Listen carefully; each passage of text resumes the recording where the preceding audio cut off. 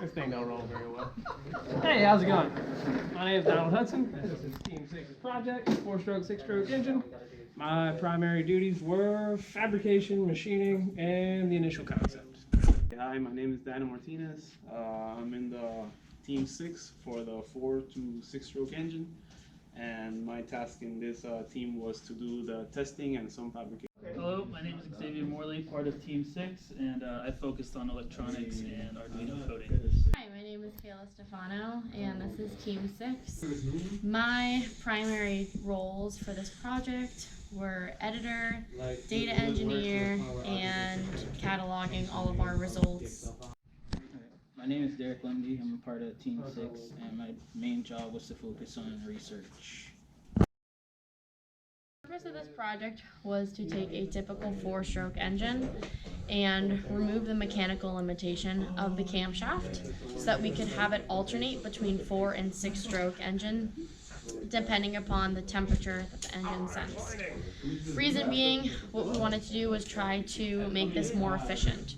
So 6-stroke engines are 33% more efficient than 4-stroke engines simply because they have another stroke. So with that being said, that was the objective of this project, was to make an engine that was more efficient that could switch between 4 and 6 strokes. Essentially, what we had to do is, modify the engine a little bit and make sure that it ran in that way. Some of the things that we changed was the timing of it. We added some sensors to be able to tell where at any given moment is the position of the crankshaft. We also, if you come around back here, we added this bracket so that we could put on the pump, water pump. This water pump will supply, I don't know if you see it well there. It turns here. This one will connect to this line back here. We have belt, sit there. And then this will supply water to this line into the head. Inject right into the chamber, like direct port. You see with this one machining there. And then this goes onto here, and then we inject water directly into the chamber.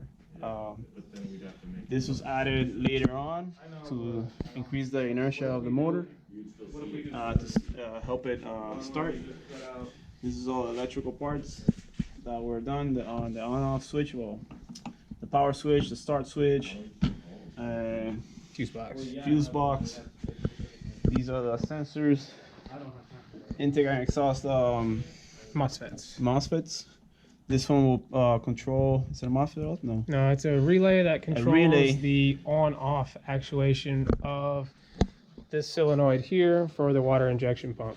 It uses a jerk-style pump, so when it's in off mode, no water passes through. This engine was supposed to cycle from 6-stroke to 4-stroke, or 4-stroke to 6-stroke. And to do that, you need to remove the mechanical limitations of a physical camshaft. And then you have to emulate a camshaft. So to do that, we have utilized air cylinders controlled by MAC valves, controlled by MOSFETs that are controlled by code that we create in Arduino.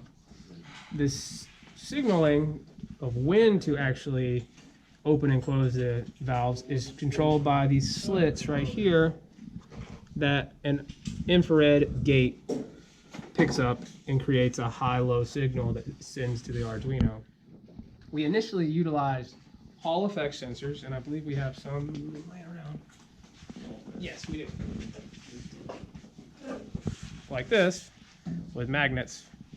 But we were having a lot of mixed signals. It's still on. Yeah. And interference.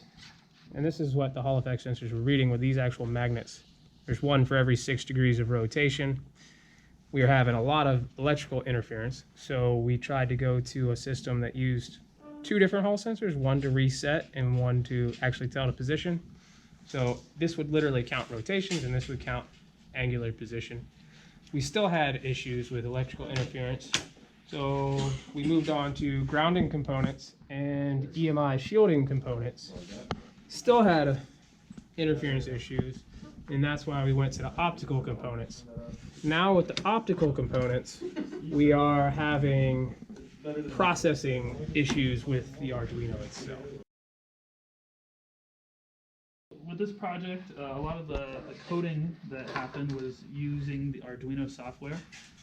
And essentially what happens when the Arduino is on and the engine is starting is these two optical sensors here, they will keep count of the timing of this ring by every 6 degrees of rotation.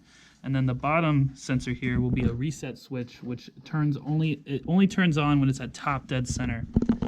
So when this was in motion and it's counting how many gaps are there in increments of 6 degrees, when it's within a certain range for the intake and exhaust valves to open and close, it'll trigger these MOSFETs here, which will then send a signal to these actuators here, powered by the battery underneath, that will open and close the valves, hopefully at the right time that they're supposed to be open and closed so they could start running. After that, if the water injection was to be put into the system now, essentially the same idea would happen is whenever we reach the correct timing for injection, this relay will send a signal to this electronic actuator here, which would then trigger a dispersion of water.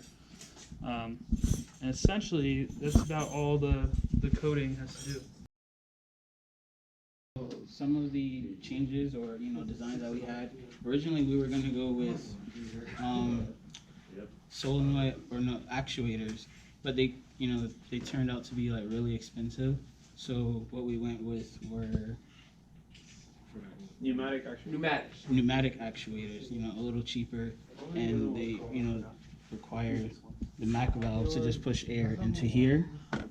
And another design or another change we had to do, we actually originally had Hall sensors, but there was a lot of electrical interference we were coming across, so what we switched to was optical sensors. And basically we just did a few tests using the oscilloscope. You got to look for it was a square wave we looked for. Yeah, the waveform that's going down the signal of the sensors.